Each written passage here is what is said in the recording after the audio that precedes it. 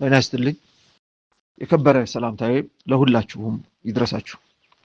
አርብ ሚያዝያ 30 2018 ዓ.ም በአዲስ አበባ በአገዛዙ ፖሊስ በተፈጸመ የተለመደ ፋሽስታዊ ድርጊት ወጣት ተገኝ ባልቻ መተኪያ የሌላትን አንድ ህይወቱን መነጠቁን ስሰማ በመጀመሪያ ሐዘን ከዚያም ቁጭትም ብሎም እልህም ሊባሉ የሚችሉ ስሜቶች ተመላልሰውብኛል። የወጣት ተገኝ ባልቻ ሞትን አስመልክቶ የአገዛዙ የፕሮፓጋንዳ ሰራዊት በሁለት ግለሰቦች መካከል የነበረ ጸብ ውጤት አድርጎ ለመሳል እየሞከረ ይገኛል። ከግድያው ጋር በተያያዘ የተሸፋፈነ ጉዳይ አለ ወይ ብለው የሚጠይቁ አካላትን ድብቅ የፖለቲካ ተልዕኮ ያነገቡ ናቸው ብሎም እየወነጀለ ይገኛል። አዎ፣ ከወጣቱ ሞት ጋር በተያያዘ የፖለቲካ ጥያቄ እያነሳን እንገኛለን። ይህን በማድረግ የመጀመሪያዎቹ አይደለንም። ለምሳሌ በሀገር አሜሪካ ሩድኒ ኪንግ የተባለ ጥቁር አሜሪካዊ በፖሊስ እጅ መገደሉ ታላቅ የፖለቲካ እንቅስቃሴ መቀስቀሱ ይታወሳል። እንቅስቃሴው አሜሪካ እንደ ሀገር ራሷን ለመመርመር መነሻ ሆኗት ዲኢአይ የተባለ ታላቅ ሀገራዊ መዋቅራዊ ፍተሻና ማስተካከያ ለማድረግ አብቅቷታል። ከ15 ዓመታት በፊት ደግሞ በቱኒዚያ አንዲት ሴት ፖሊስ አንድን ነጋዴ በጥፊ መምታቷ የአረቡን ዓለም ከዳር እስከ ዳር ያዳረሰ አብዮት መቀስቀሱን ማን የማያውቅ የዘመናችን ሰው አለ? በጥፊ የተመታውና በዚያ ብስጭት ራሱን ያቃጠለው የመሐመድ ቦዚዛ ስምም ከታላላቅ የታሪክ ሰዎች ተርታ እየተጠራ ይገኛል። የተገኝ ባልቻን ስም ስንጠራ የተለየ ተንኮል፣ የተለየ ፍላጎት፣ የተለየ ሴራ ስላለን አይደለም። ስሙን የምንጠራው በሱ ውስጥ መሐመድ ቦዚዛ ወለል ብሎ ስለሚታየን ነው። መሐመድ ቦዚዛን ያጠቃችው አንዲት ሴት ፖሊስ ብቻ አልነበረችም።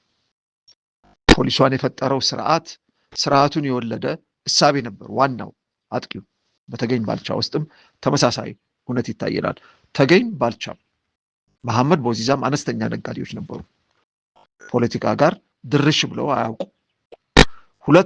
ሁለቱንም የሚኖሩበት የፖለቲካዊ ስርዓት ግን አትሰሩም ብሏቸዋል። እነሱ ወደ ፖለቲካ አልሄዱም። ፖለቲካ ግን አሳዶ አግኝቷቸዋል።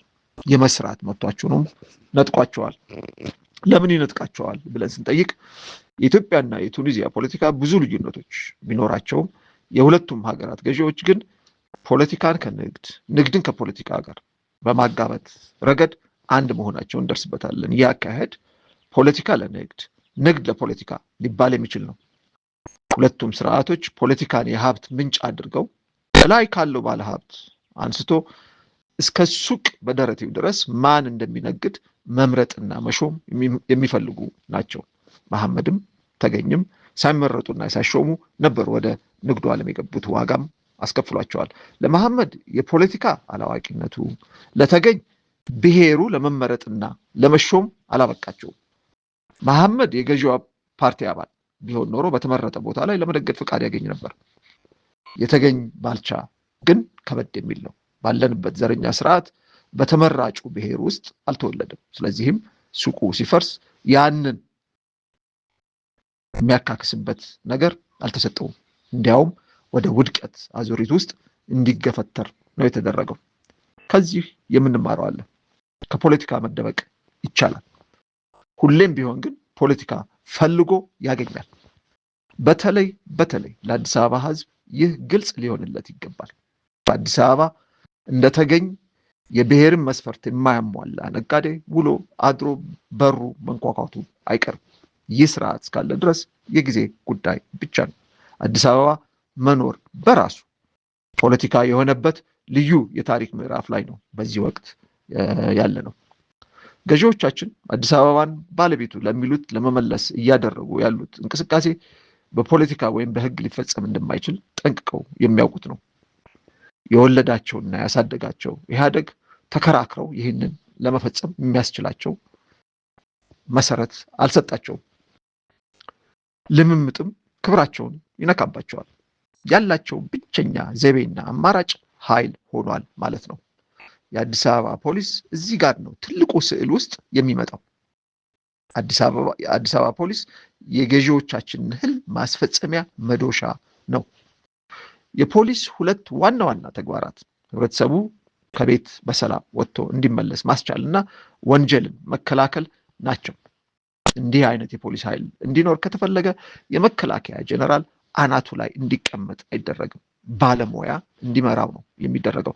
እንደ ሌተና ጀነራል አስራት ዲንሮ አይነት የመከላከያ ጀነራልን ከጦርነት ሜዳ አውጥተህ በአዲስ አበባ አናት ላይ የምታስቀምጥ ከሆነ የምትፈልገው የጦር ሰራዊት እንጂ ፖሊስ አይደለም ማለት ነው።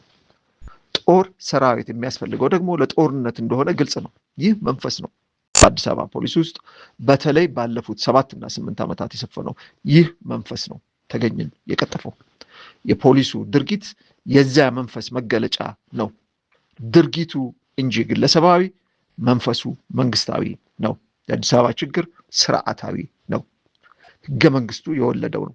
መፍትሄውም ስርዓታዊና ህገ መንግስታዊ ነው። ይህ ቋጠሮ እስከሚፈታ ድረስ ብዙ ተገኝ ባልቻዎችን አይተናል፣ ወደፊትም እናያለን። የአዲስ አበባ ህዝብ ሆይ መታገል አለብህ።